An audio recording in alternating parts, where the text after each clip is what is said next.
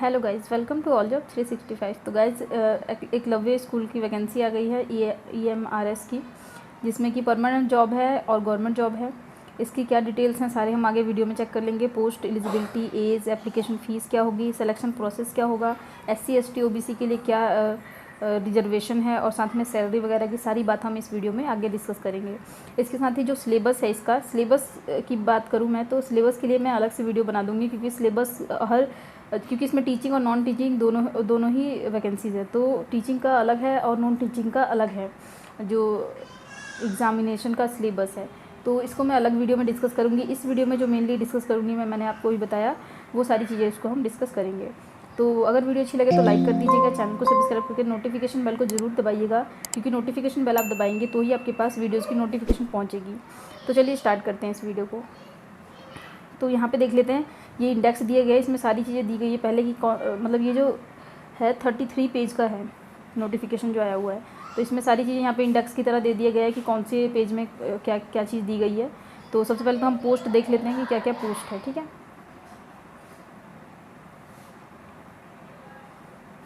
तो यहाँ देखिए ये है पोस्ट्स, जो पोस्ट आया हुआ है। प्रिंसिपल का है, TGT अकाउंटेंट का है, जूनियर सेक्रेटरियल असिस्टेंट का है और लैब अटेंडेंट का है। तो कितनी कितनी वैकेंसी यहाँ देख लीजिए। प्रिंसिपल की है 303 और ये सारी वैकेंसी देख लीजिए। टोटल है 4062 वैकेंसीज़ है। ठीक है, इसके बाद हम आगे बात कर लेते हैं कि कौन से सब्जेक्ट के लिए हैं। तो यहाँ देख लीजिए, ये पोस्ट ग्रेजुएट टीचर की जो है उसमें है इंग्लिश का, Hindi, math, chemistry, physics, biology, history, geography, commerce, economic और कंप्यूटर साइंस। इसके बाद यहाँ पर रिजर्व कैटेगरी के लिए दी गई है कि रिजर्व के लिए कितनी है, OBC MCL वगैरह के लिए, SC ST के लिए कितनी कितनी कैटेगरी है, ये आप पढ़ लीजिएगा। मैं लिंक दे दूँगी डिस्क्रिप्शन में वहाँ से। ठीक है, आगे देखते हैं। अब बात करते हैं पोस्ट ग्रेजुएट टीचर के लिए। तो पोस्ट ग्रेजुएट टीचर का है, ये लैंग्वेज की वैकेंसी है, जिसमें कि मराठी, उड़िया, तेलुगु, संस्कृत, बंगाली और संथाली लैंग्वेज के लिए वैकेंसी है। और कौन से रिजर्व कैटेगरी के लिए कितनी वैकेंसी जो है रिजर्व है वो यहाँ पे दिया गया है। इसके आगे अब बात कर लेते हैं हम जो नॉन टीचिंग की वैकेंसी है उसमें क्या किस किस चीज़ की है। यहाँ पे देख लीजिए, जूनियर असिस्टेंट्स की मैंने बता दिया आपको। यहाँ पे अकाउंटेंट और लैब अटेंडेंट की कितनी कितनी वैकेंसी यहाँ दिया गया है। नॉन टीचिंग की है 1493। ठीक है, आगे देखते हैं कौन क्या चीज़ है। यहाँ पे इंस्ट्रक्शंस वगैरह ये चीज़ पढ़ लीजिएगा। अब हम चेक कर लेते हैं यहाँ पे सैलरी की बात कर लेते हैं। तो सैलरी यहाँ पे देख लीजिए, प्रिंसिपल की सैलरी जो है वो आपका 12th लेवल पे होगी। तो 78,000 टू मतलब ये और चीज़ जो भत्ते वगैरह है जोड़ करके आपका 80 के ऊपर ही हो जाता है। इसके साथ ही पोस्ट ग्रेजुएशन का देख लीजिए, यहाँ पे 8 लेवल की जो है सैलरी होगी। अकाउंटेंट के लिए 6 लेवल की सैलरी होगी। जूनियर असिस्टेंट का जो है वो 2 लेवल की, और लैब अटेंडेंट का होता है लेवल 1 की सैलरी। ठीक है, आगे देखते हैं क्या दिया गया है। एग्जामिनेशन प्रोसेस, तो यहाँ पे बात कर लेते हैं जो एग्जामिनेशन प्रोसेस है वो क्या क्या कैसे कैसे आपका मतलब सिलेक्शन होने वाला है। मोड ऑफ एग्जामिनेशन जो होगा OMR सीट पे होगा, क्योंकि ऑनलाइन नहीं होगा। ऑनलाइन तो देख रहे हैं आप कितनी दिक्कत है, जैसे KVS का भी हुआ था, अभी तक रिजल्ट नहीं आया। नॉर्मलाइजेशन कर रहे हैं, क्या कर रहे हैं, बहुत सारी चीज़ों की ज़रूरत पड़ जाती है। अगर ऑनलाइन होता है तो अच्छा है, ऑफलाइन टेस्ट है। ठीक है, उसके बाद है choice of medium, question paper में जो है आप चॉइस कर सकते हैं हिंदी या इंग्लिश के लिए, ये चीज़ यहाँ पे दिया गया है। इसके साथ ही पैटर्न जो क्या होगा वो देख लेते हैं। तो ये चीज़ सिलेबस के बारे में डिस्कस किया गया। सिलेबस में मैंने अभी आपको जैसे कि बताया कि अगले दूसरे वीडियो में डिस्कस करेंगे, क्योंकि वीडियो बहुत लंबी हो जाएगी। तो यहाँ पे मैं ओवरऑल बता देती हूँ कि यहाँ से जो है आपका एग्जामिनेशन जो होगा वो 130 नंबर का होगा, जिसमें कि 20 नंबर का जो है लैंग्वेज टेस्ट है, जो कि सिर्फ क्वालिफाइंग होगा। इसके साथ ही आपका आ जाता है यहाँ पे इंटरव्यू है 40 मार्क्स का। ठीक है, तो ये आपका सिलेक्शन प्रोसेस है। आगे देख लेते हैं कि क्या चीज़ बताई गई। ये सारा जो है सिलेबस दिया गया है, जिसको मैं दूसरे वीडियो में डिस्कस करके आपको अच्छे से बता दूँगी।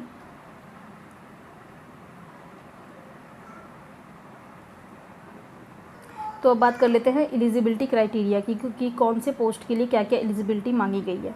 तो अगर आप प्रिंसिपल के लिए फिल करना चाहते हैं तो यहाँ पे एज लिमिट भी दिया गया है, 50 ईयर से कम आपकी एज होनी चाहिए। इसके साथ ही एज रिलैक्सेशन जो है SC ST OBC को मिलेगा, जैसे मिलता है बाकी सब जॉब्स में उसी तरीके से। ठीक है, इसके आगे देख लेते हैं क्वालिफिकेशन। इसके लिए है एकेडमिक जो है master degree from recognised university और BEd की डिग्री आपके पास होनी चाहिए। इसके साथ ही experience personal having 12 year of combine experience as vice principal या फिर PGT या फिर TGT में आपके पास 4 ईयर का एक्सपीरियंस होना चाहिए, वो चीज़ यहाँ पे बताई गई है। इसके साथ ही आपका जो डिज़ायरेबल है यहाँ पे वो चीज़ देख लेते हैं। तो डिज़ायरेबल में आपका मांगा गया है experience of working in a fully residential school. इसके साथ ही प्रोफिशिएंसी इन इंग्लिश, हिंदी और रीजनल लैंग्वेज। इंग्लिश, हिंदी और रीजनल लैंग्वेज तीनों में ही आपका जो है कमांड होनी चाहिए। और वर्किंग लैंग्वेज ऑफ कंप्यूटर, में कंप्यूटर पे भी आपको थोड़ा बहुत काम करने आना चाहिए, ये चीज़ यहाँ पे बताई गई है। इसके साथ ही अब हम बात कर लेते हैं पीजीटी के लिए। तो पीजीटी के लिए जो एज है वो है 40 ईयर्स, इसमें रिलैक्सेशन आपको मिलेगा, ठीक है। इसके साथ इसेंशियल क्वालिफिकेशन देख लेते हैं। Post graduate degree from any recognised university, post graduate होना चाहिए आपका। कौन कौन से सब्जेक्ट में पोस्ट ग्रेजुएट होना चाहिए वो चीज़ यहाँ पे दी गई है। जिस भी सब्जेक्ट के लिए आप फिल कर रहे हैं उसमें आपका पोस्ट ग्रेजुएट होना कंपलसरी है। जैसे कि आप PGT English, Hindi, physics, chemistry, math, biology, history, geography और कॉमर्स, इन सभी के लिए आपका जो है ज़रूरी है, ये सारे ही सब्जेक्ट आपके पास होने चाहिए मास्टर में। इसके साथ ही आगे कहा गया है master degree in any subject other than the subject mention above will not be considered eligible eligible, ठीक है। मतलब कि आपके पास अगर मास्टर डिग्री इन सब्जेक्ट में नहीं होगी तो आप एलिजिबल नहीं माने जाएंगे। आगे देखते हैं। फिर यहाँ पे पोस्ट अब पीजीटी की बात की गई है, पीजीटी कंप्यूटर साइंस के लिए बात किया गया है। तो यहाँ पे जो एज है वो है 40 साल। इसके साथ ही रिलैक्सेशन आपको मिलेगा ओबीसी, एससी, एसटी के लिए। इसके साथ ही बीएड डिग्री चाहिए आपको इसमें, और 4 year in case of integrated 4 year degree. अगर आपके पास इंटीग्रेटेड 4 ईयर डिग्री है तो आपको बीएड की रिक्वायरमेंट नहीं है। यहाँ पे ये कहा गया, या तो आपके पास ग्रेजुएशन और बीएड हो, और अगर दोनों नहीं, अगर आपके पास बीएड नहीं है तो आपका इंटीग्रेटेड कोर्स होना चाहिए 4 साल वाला, ठीक है। आगे एसेंशियल क्वालिफिकेशन है एमएससी होना चाहिए कंप्यूटर साइंस में, और MCA from any recognised university. से साथ ही आपका एमई या एमटेक होगा कंप्यूटर साइंस से, तो अभी आप इसके लिए एलिजिबल हो जाते हैं। इसके आगे देखते हैं अकाउंटेंट का दिया गया है यहाँ पे। अगर आप अकाउंटेंट के लिए फिल करना चाहते हैं तो अकाउंटेंट की जो एज है वो 30 ईयर है। इसके साथ ही रिलैक्सेशन आपको इसमें भी मिलेगा। डिग्री ऑफ कॉमर्स फ्रॉम मतलब आपके पास डिग्री होनी चाहिए कॉमर्स से, और कोई रिक्वायरमेंट इसमें नहीं है। इसके आगे है जूनियर असिस्टेंट्स की, देख लेते हैं इसमें क्या है। इसका भी जो है एज आपका 30 साल है, और ओबीसी, एससी, एसटी को रिलैक्सेशन मिलेगा। सीनियर सेकेंडरी होना चाहिए certificate for recognise board and processing. Minimum speed of आपको जो है यहाँ पे टाइपिंग मांगी गई है, जिसमें कि स्पीड आपका होना चाहिए 35 वर्ड्स होने चाहिए 1 मिनट में, ठीक है। ये इंग्लिश टाइपिंग के लिए मांगा गया है। इंग्लिश और हिंदी के लिए 30 वर्ड, और इंग्लिश के लिए 35 वर्ड, ठीक है। और यहाँ से आपको रिलैक्सेशन जो मिलना है वो मिलेगा। इसके आगे बात कर लेते हैं लैब अटेंडेंट की। तो लैब अटेंडेंट में आपका 30 साल होना चाहिए एज, रिलैक्सेशन भी मिलेगा। 10th पास होना चाहिए आपको, या और लेबोरेटरी में आपको जो है डिप्लोमा आपके पास होना चाहिए, या फिर आपको सिर्फ 12th पास होना चाहिए साइंस स्ट्रीम से, ठीक है। अगर आपके पास लेबोरेटरी का डिप्लोमा नहीं है तो आपको 12th पास होना चाहिए साइंस से। अगर आपके पास डिप्लोमा है तो भी आप 10th बेस पे ये फॉर्म फिलअप कर सकते हैं।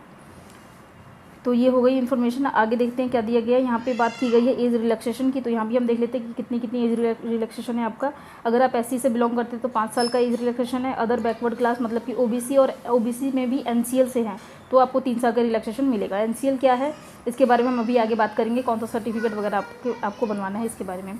Candidate with in 3 year continue service in, और यहाँ पे 5 ईयर की है। यहाँ पे देख लीजिए पर्सनल डिसऑर्डर के लिए यहाँ पे 5 ईयर की है। वुमेंस के लिए 10 ईयर की है ऑल कैटेगरी के लिए। तो यहाँ पे वुमेंस के लिए बहुत अच्छा है कि ऑल कैटेगरी का, चाहे वो जनरल की भी हो तो भी 10 ईयर का जो है आपको रिलैक्सेशन मिल जाता है। इसके साथ ही पर्सनल विद डिसेबिलिटी के साथ अगर कोई पर्सन एससी, एसटी या ओबीसी से बिलोंग करता है तो उनके लिए यहाँ पे एज रिलैक्सेशन वगैरह दिया गया है। इसके आगे यहाँ पे जो भी है ये चीज़ आप पढ़ लीजिएगा, मैं आपको नोटिफिकेशन नीचे दे दूँगी डिस्क्रिप्शन में, इसको आप वेबसाइट पे जाके डाउनलोड करके और वहाँ से अच्छे से पढ़ लीजिएगा, क्योंकि अगर सारी चीज़ें पढ़ूँगी मैं तो बहुत ही लंबी वीडियो हो जाएगी। और अभी बात कर लेते हैं हम कि एप्लीकेशन फ़ीस कितनी लगनी है आपकी इसमें।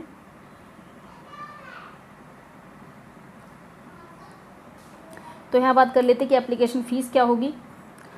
तो अगर आप प्रिंसिपल के पोस्ट के लिए अप्लाई कर रहे हैं तो आपका 2000 रुपीज़ होगा फ़ीस, और अगर आप पीजीटी के लिए कर रहे हैं तो 1500, और नॉन टीचिंग स्टाफ के लिए कर रहे हैं तो 1000 होगी, ठीक है। तो ये एप्लीकेशन फ़ीस है इसके जो। तो गाइस अब बात कर लेते हैं कि इसकी स्टार्टिंग डेट और लास्ट डेट क्या है। इसकी स्टार्टिंग डेट जो है वो 18 जुलाई से शुरू हो चुके हैं फॉर्म, और इसका लास्ट डेट होगा 18 अगस्त। तो आपको इसके बीच ही फॉर्म फिलअप कर लेना है। अगर पहले ही फॉर्म फिलअप कर लेंगे तो ज़्यादा बेटर होगा, क्योंकि ऐसा होता है कि लास्ट में अगर आप फॉर्म फिलअप करते हैं तो जो वेबसाइट होती है वो बहुत ही ज़्यादा हैंग करने लगती है, बहुत ही क्रैश हो जाती है, मतलब कि अच्छे से चलती नहीं है, तो जिसकी वजह से आपका पेमेंट वगैरह में दिक्कत हो जाती है। तो आप पहले ही फॉर्म फिलअप कर ले तो ये आपके लिए बेटर होगा। तो गाइस ये है EMRS की ऑफिशियल वेबसाइट। यहाँ से मैं दिखा देती हूँ कि आपको कैसे डाउनलोड करना है जो नोटिफिकेशन फॉर्म है वो। ये देखिए यहाँ पे आ रहा है ना, apply for the post of principal. जैसे जैसे आपको अप्लाई करना है ना, जैसे यहाँ पे देखिए इन्फॉर्मेशन बुलेटिन, ये वाला जो इस पर आप क्लिक करेंगे तो यहाँ से आपका नोटिफिकेशन डाउनलोड हो जाएगा। ऑल पे क्लिक कर लीजिए एक बार, व्यू ऑल पे क्लिक करेंगे हम तो सारा ही नोटिफिकेशन खुल के हमारे सामने आ जाएगा। वहाँ से आपको जो चाहिए उस पर आप क्लिक कर सकते हैं। अप्लाई करना है तो अप्लाई पे क्लिक करके अप्लाई कर पाएंगे। अगर आपको नोटिफिकेशन डाउनलोड करना है तो नोटिफिकेशन डाउनलोड कर पाएंगे। ठीक है, एक मिनट खुल जाने दीजिए, थोड़ा सा स्लो चल रहा है क्योंकि गाइस फॉर्म जो है ऑल ओवर इंडिया का है तो इसीलिए ये थोड़ा सा स्लो चल रहा है, इसलिए थोड़ा टाइम लग रहा है, नहीं तो अभी ये जल्दी खुल जाता है। यहाँ देखिए ये आ गया होम पेज में। यहाँ पे देखिए सारी नोटिफिकेशंस वगैरह दी गई हैं। ये देखिए apply for the post of principal, apply for the post of PGT, इसके लिए जो है विंडो खुल चुकी है। यहाँ पे क्लिक करके आप अप्लाई कर पाएंगे। मैंने भी बताया था आपको 18 तारीख से शुरू हो चुका है ये। और आगे देख लेते हैं यहाँ पे apply for the post of non teaching staff. यहाँ पे भी नॉन टीचिंग स्टाफ के लिए यहाँ पे क्लिक कर सकते हैं। यहाँ पे देखिए information bulletin Eklavya model residential school staff selection exam, तो यहाँ पे क्लिक करके आप वो नोटिफिकेशन डाउनलोड कर सकते हैं जो मैंने अभी आपको दिखाया था। तो ये सारी इन्फॉर्मेशन थी। तो गाइज़ वीडियो अगर अच्छी लग रही है तो लाइक करके चैनल को जरूर सब्सक्राइब कीजिए, क्योंकि इसी तरीके का अपडेट आपको इस चैनल पे मिलता रहेगा। इसके साथ ही इसका जो सिलेबस है आगे वीडियो में हम डिस्कस करने वाले हैं, तो इसके लिए आप चैनल को सब्सक्राइब करके रखेंगे। साथ में जो नोटिफिकेशन बेल होता है सब्सक्राइब के बगल में, उसको जरूर दबाइएगा, तभी आपके पास नोटिफिकेशन पहुँचेगा जब भी मैं वीडियो अपलोड करूँगी तो उसका। ठीक है, तो मिलती हूँ आपसे नेक्स्ट वीडियो में, तब तक के लिए जय श्री राधे।